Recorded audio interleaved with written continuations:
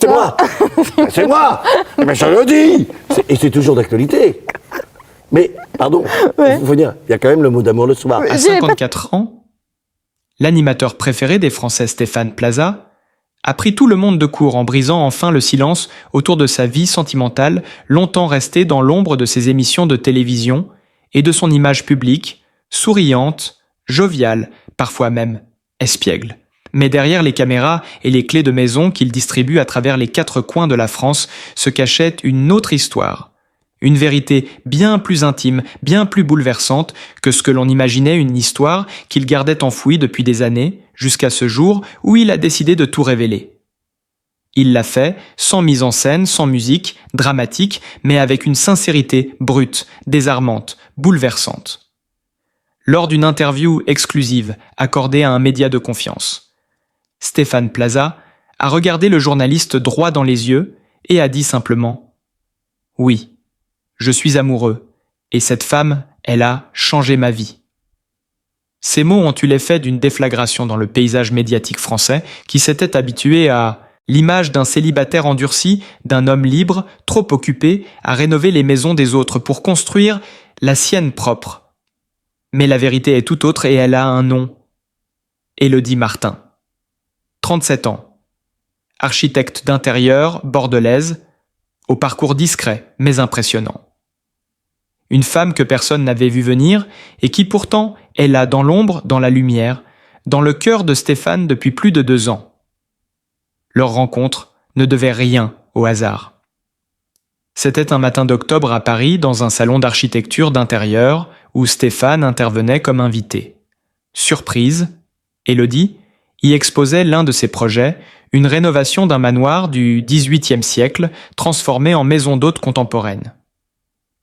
Il a été subjugué, non pas seulement par la beauté du lieu, mais par la précision, la sensibilité, la vision presque poétique de cette femme, aux yeux clairs, à la voix douce mais assurée. Elle n'a pas tremblé en le voyant, elle ne l'a pas félicité, elle lui a posé une question très simple. « Et vous, monsieur Plaza, est-ce que vous vous sentiriez chez vous dans un endroit comme celui-ci » Cette phrase l'a frappé comme un éclair. Il ne s'attendait pas à ça. Il s'attendait à des selfies, à des flatteries, mais pas à un miroir, tendu en pleine figure. Ce jour-là, il a senti qu'il se passait quelque chose de rare, de pur, de dangereux aussi. Car cette femme-là ne voulait pas de l'animateur, elle voulait connaître l'homme. Il l'a recontacté 2 jours plus tard, prétextant un projet d'émission autour des talents de l'architecture française. Elle a accepté, mais en posant ses règles, pas de mise en scène, pas de fausse bienveillance, pas de flirt. Elle était directe. Stéphane a été désarmé. Et c'est précisément ce qu'il aimait. Il l'a invité à dîner, puis à marcher dans Paris, puis à découvrir les endroits qu'il aime. Les cafés, où il écrit, les parcs où il respire les églises, où il prie en silence, car oui, Stéphane Plaza est un homme de foi, un homme en quête de vérité, et avec Élodie, il a trouvé un écho pèse un regard qui ne le juge pas, qui ne le consume pas, qui le comprend. Il y a eu des hauts, des bas, des silences, des absences. Aussi, car leur relation est restée secrète, très longtemps. Ils se voyaient loin des projecteurs dans des maisons qu'ils visitaient, pour l'émission, dans des hôtels de campagne où ils passaient inaperçus. Il lui laissait des lettres dans les tiroirs, des commodes qu'il restaurait, elle lui répondait par des dessins glissés dans ses carnets. Leur geste était simple, tendre, précis. Il ne s'agissait pas de passion destructrice, mais de quelque chose de plus fort, une construction, pierre après pierre, d'un lien indestructible. Quand Stéphane a perdu son père en 2021, c'est elle qui l'a soutenu dans l'ombre. C'est elle qui lui a tenu la main pendant qu'il pleurait. C'est elle qui lui a dit « Tu peux tomber, je suis là pour te relever ». C'est à ce moment-là qu'il a compris que cette femme n'était pas une parenthèse, pas une aventure, mais la réponse à une attente vieille de toute une vie. Il a mis du temps à l'accepter car il avait peur de l'exposer, peur de la perdre, peur que son univers trop médiatisé ne l'abîme. Elle lui répétait toujours « Je suis forte, ne me protège pas. Cache-moi si tu veux, mais ne m'efface pas. » Et il ne l'a jamais effacée. Il l'a gardée précieusement dans son cœur comme un secret, trop précieux pour être partagé. Et pourtant aujourd'hui il parle. Il parle parce qu'il en a besoin, parce qu'il sent que le monde doit savoir que l'amour existe, que même à 54 ans, on peut encore être bouleversé, transformée, sauvée. Élodie Martin n'est pas une femme de tapis rouge. Elle fuit les soirées, elle ne veut pas être photographiée, mais elle aime dessiner, elle aime rénover, elle aime écouter. Et surtout, elle aime Stéphane. Plaza, pas l'icône, pas la star, mais l'homme vulnérable derrière les sourires. Et c'est sans doute pour ça que ça fonctionne. Leur entourage le savait, quelques amis proches, quelques membres de l'équipe de tournage, qui les voyaient échanger des regards pleins de tendresse dans les coulisses. Mais personne n'osait poser de questions car on sentait que c'était sacré. Stéphane n'a jamais voulu vivre une idylle médiatique. Il voulait une histoire vraie. Et c'est ce qu'il a trouvé. Ce qui frappe quand il en parle aujourd'hui, c'est la simplicité presque enfantine de ses mots. Il dit « Je me réveille avec elle dans la tête et je m'endors avec elle dans le cœur ». Il dit « Elle est mon ancrage, ma lumière, mon futur ». Et il ajoute presque, en murmurant « J'ai passé ma vie à chercher un chez moi, je crois que je l'ai trouvé. Elle, c'est ma maison ». Cette phrase en dit plus que tous les communiqués de presse, tous les articles, tous les potins. Car oui, Stéphane Plaza amoureux. Ce n'est pas juste une info people, c'est un bouleversement, presque une révolution, dans un paysage audiovisuel habitué à la superficialité. Là, il y a de la chair de l'âme, de l'authentique. Bien sûr, il y aura des spéculations, des commentaires, des jalousies aussi peut-être, mais lui s'en fiche. Il sait ce qu'il vit et il n'a plus peur de l'assumer. À 54 ans, il a décidé de dire oui à l'amour, à la vérité, à la vulnérabilité. Et c'est peut-être la plus belle émission de sa carrière, celle qu'il vit hors caméra, dans le silence du cœur, avec une femme de 37 ans, qu'il a aimée avant les projecteurs, qu'il aime encore plus quand ils s'éteignent. Cette histoire est celle d'un homme public qui a trouvé sa vérité dans l'intimité, d'un regard, d'un geste, d'une voix qui murmure « Je suis là ». Cette histoire, c'est la leur. Et aujourd'hui, c'est aussi un peu la nôtre. Mais ce que personne n'avait encore osé révéler, ce que même les plus proches de Stéphane Plaza ignoraient jusqu'à aujourd'hui, c'est ce secret étouffé, dissimulé derrière les sourires pudiques et les silences tendres. Car Élodie Martin n'est pas simplement la femme qu'il aime, elle est la femme qu'il pensait avoir perdue à jamais. Flashback. Automne 2006. Stéphane, alors en plein essor médiatique, avait vécu une brève histoire avec une jeune architecte rencontrée lors d'une rénovation exceptionnelle à Toulouse. Une femme libre, insaisissable, à l'intelligence vive, passionnée par le bois brut et la lumière naturelle. Elle s'appelait déjà Élodie. Mais à l'époque, leur idylle avait tourné court. Un malentendu, une fuite, une lettre restée sans réponse. Et puis, le silence.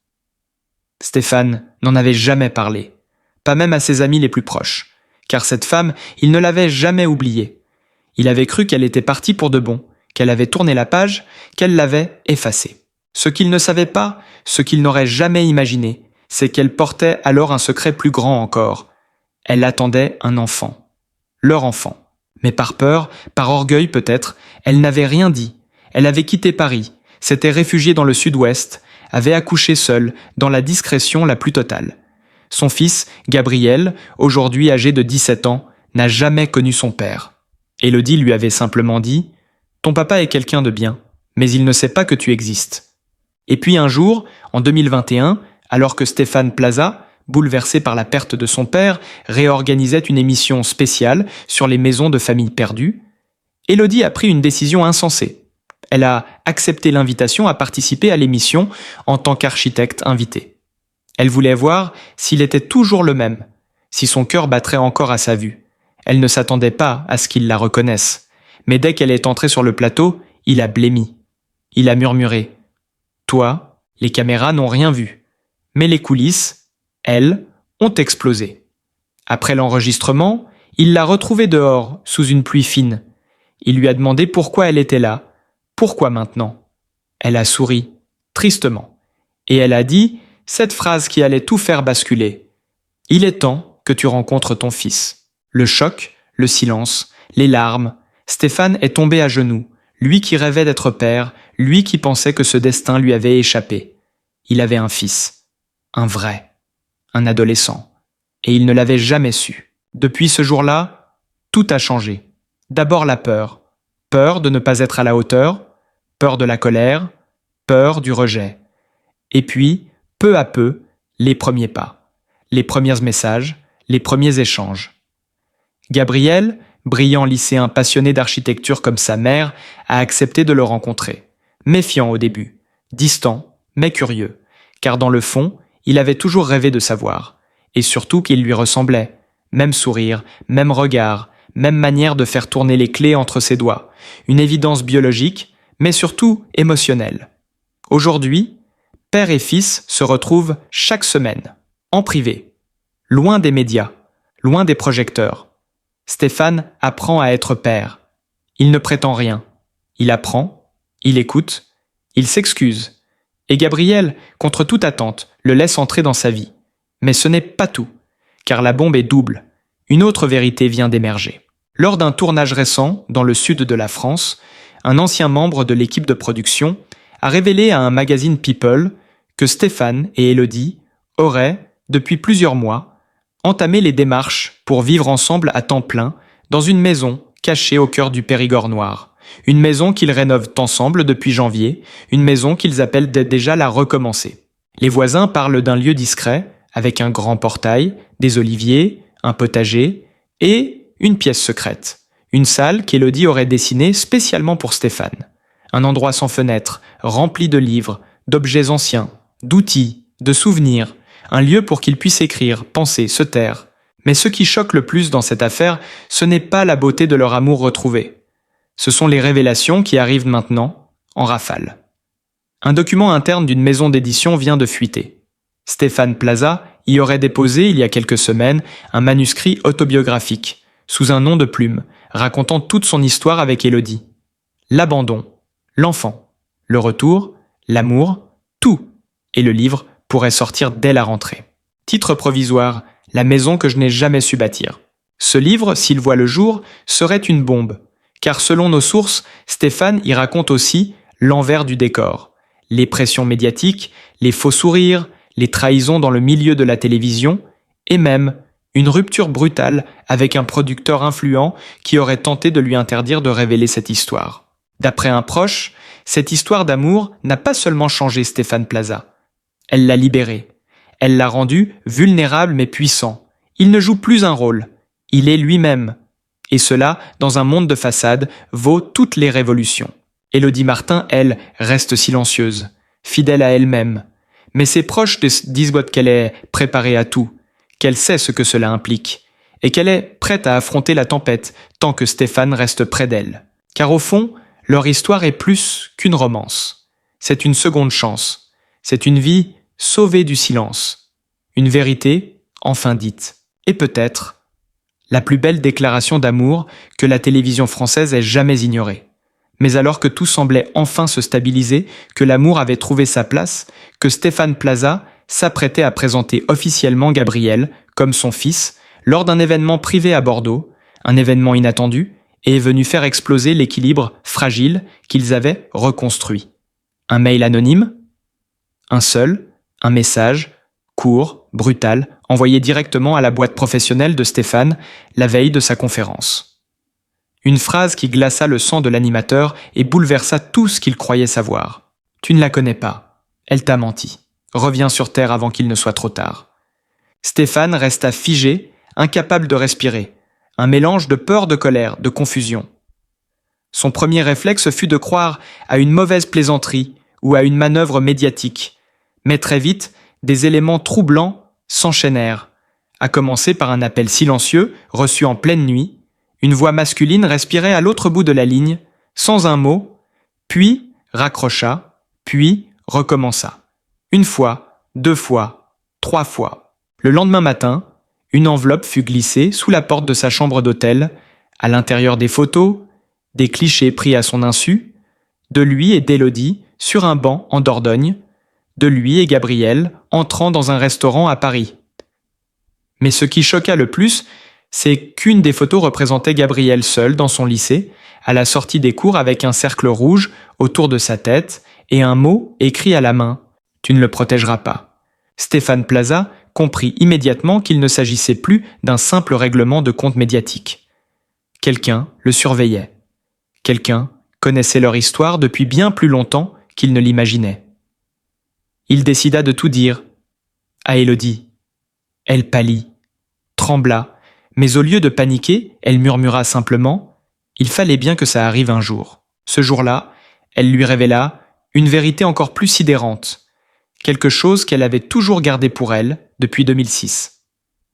Le père d'Élodie, l'homme qu'elle avait fui il y a 18 ans, n'était autre qu'un ancien haut responsable d'un réseau immobilier international corrompu. Un homme aujourd'hui, retraité mais encore influent dans les milieux de l'immobilier de luxe en Europe, et surtout un homme qui avait juré de détruire quiconque s'approcherait de sa fille à moins qu'elle ne rentre dans le rang. Elle avait fui pour se protéger. Elle avait élevé son fils dans le secret pour le soustraire à cet homme qui voulait le faire disparaître de sa vie. Stéphane, abasourdi, comprit que son histoire d'amour le plaçait désormais dans une guerre invisible contre un ennemi silencieux, puissant, dangereux. Il n'était plus seulement question de sentiments, il était question de survie. Le couple prit alors une décision radicale. Ils quittèrent immédiatement. Paris changèrent de numéro de téléphone, fermèrent tous leurs réseaux sociaux et placèrent Gabriel sous protection renforcée avec l'aide d'un ancien agent de sécurité contacté par Stéphane. Un homme de l'ombre qui lui devait un service datant d'un ancien tournage à Marseille, mais l'affaire ne s'arrêta pas là, car une enquête journalistique indépendante menée par un site d'investigation, connu pour ses révélations explosives, mit le feu aux poudres. Le site publia un dossier complet sur les activités occultes du père d'Élodie Martin, révélant des connexions troubles avec des projets immobiliers à Dubaï, à Barcelone et même à Saint-Barthélemy. Des sociétés écrans, des millions d'euros blanchis, des témoins disparus. Et surtout une ligne dans un rapport confidentiel datant de 2007, mentionnant une femme disparue avec son enfant, soupçonnée de détenir des informations compromettantes. Il s'agissait bien d'Élodie et de Gabriel. La presse s'empara de l'affaire. Les plateaux télé s'enflammèrent, les noms d'Élodie Martin et Stéphane Plaza inondèrent les écrans. Mais cette fois non pas pour une émission de décoration, mais pour un véritable scandale d'État. Stéphane, acculé, fut contraint d'annuler plusieurs tournages. Il refusa toutes les demandes d'interview. Il restait enfermé avec Élodie et Gabriel dans une maison de campagne sécurisée où les gendarmes se relayaient jour et nuit, mais alors que l'opinion publique se divisait entre compassion et suspicion, Stéphane fit un geste aussi inattendu que spectaculaire. Il apparut en direct dans le journal de 20h sur France 2, sans prévenir personne, sans attaché de presse, sans maquilleur. Seul face à la caméra, il déclara « Je n'ai plus peur. Cette femme m'a aimé quand je n'étais rien. Ce garçon est mon fils. Si vous devez vous en prendre à quelqu'un, c'est à moi. Mais sachez une chose, je ne reculerai pas. L'amour ne doit jamais se cacher, même face à la haine. » Ce discours enflammé bouleversa la France entière. Les réseaux sociaux explosèrent. Des milliers de messages, de soutien, affluèrent. Des pétitions furent lancées pour que la police protège officiellement la famille Plaza Martin. Un collectif de célébrités publia une lettre ouverte intitulée « L'amour ne se négocie pas », signée par des noms comme Omar, Marion Cotillard et même Michel Drucker. Dans les jours qui suivirent, un mandat d'arrêt international fut émis contre le père d'Élodie, mais celui-ci restait introuvable. La traque était lancée. Des rumeurs circulaient sur sa présence en Suisse ou au Maroc, mais rien n'était confirmé. Et au cœur de cette tempête médiatique, Stéphane et Élodie firent un choix fou. Ils décidèrent de se marier en secret, dans une petite chapelle romane du Lot, en présence uniquement de Gabriel et de deux amis très proches. La cérémonie fut filmée par une caméra amateur. Les images ne furent jamais diffusées à la télévision, mais elles existent. Dans cette vidéo privée, Stéphane prononce des mots simples mais déchirants. « Je t'épouse non pas pour t'avoir, mais pour te protéger. Je te promets d'aimer ton passé, ton silence, ta peur, ton fils et tous tes combats. » Et Élodie lui répond simplement « Tu es ma vérité dans un monde qui ment. » Le mariage secret à peine consommé, Stéphane Plaza pensait enfin pouvoir offrir un semblant de paix à Élodie et à Gabriel. Mais il n'imaginait pas qu'au moment même où ils échangèrent leurs vœux, Une silhouette les observait depuis les hauteurs de la colline. Une silhouette filmée accidentellement par un drone utilisé pour photographier les paysages alentours. Et cette silhouette, une fois l'image agrandie et analysée, portait un visage connu. Un visage que Stéphane reconnaît immédiatement lorsqu'un gendarme lui montre l'image 2 jours plus tard.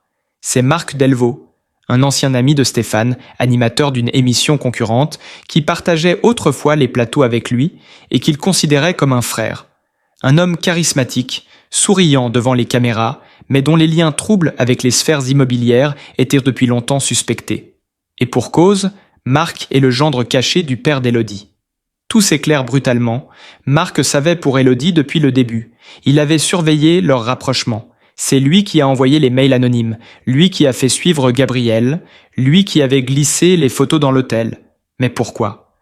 Pourquoi cette trahison d'une violence inouïe? Réponse glaçante. Marc voulait s'approprier l'empire immobilier de son beau-père. Pour ce faire, il devait faire tomber Stéphane, l'homme devenu trop visible, trop populaire, trop pur. En dévoilant une liaison jugée scandaleuse, il espérait briser sa carrière, ruiner son image et effacer toute concurrence. Mais Marc n'avait pas prévu une chose, que Stéphane ne fuirait pas, qu'il resterait debout. Et surtout, qu'Élodie avait gardé un enregistrement.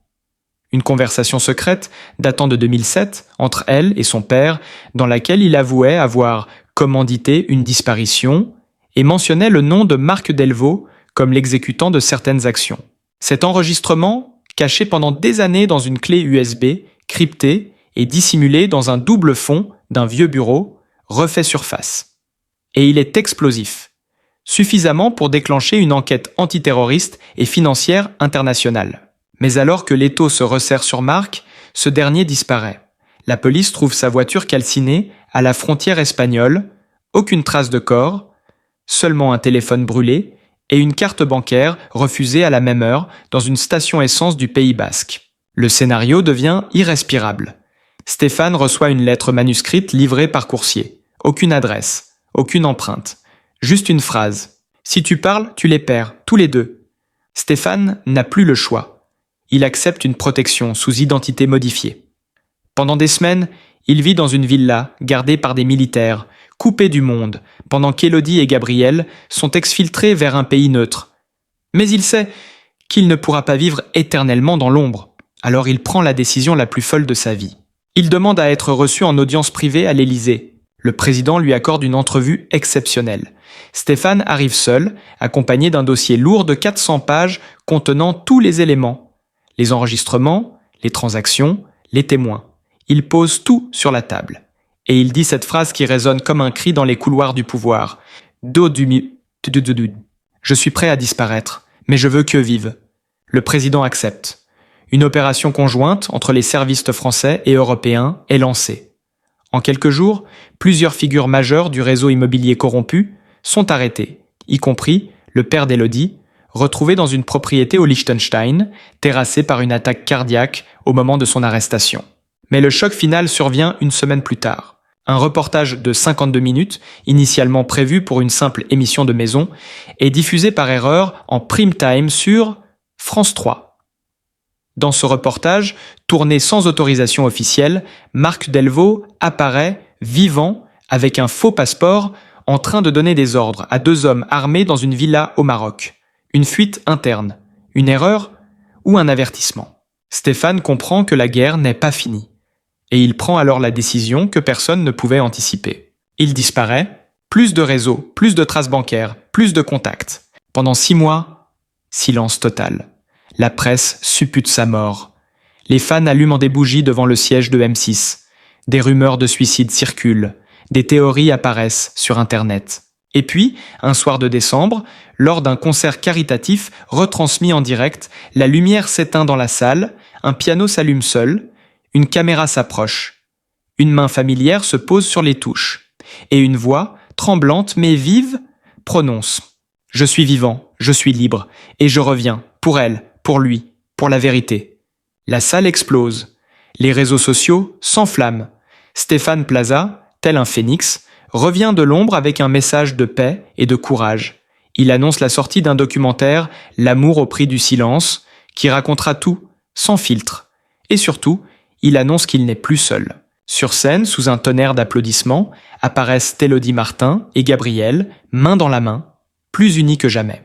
Et dans la dernière image du documentaire, une scène gravée à jamais dans les mémoires, Stéphane, au sommet d'une falaise bretonne, regardant l'océan, souffle ses derniers mots. « J'ai cherché toute ma vie un toit, un refuge, et je les ai trouvés, pas dans une maison, mais dans 2 cœurs, les leurs. » Alors que le retour de Stéphane Plaza sur scène avait bouleversé la France entière, que son discours d'amour et de résilience avait touché des millions de téléspectateurs.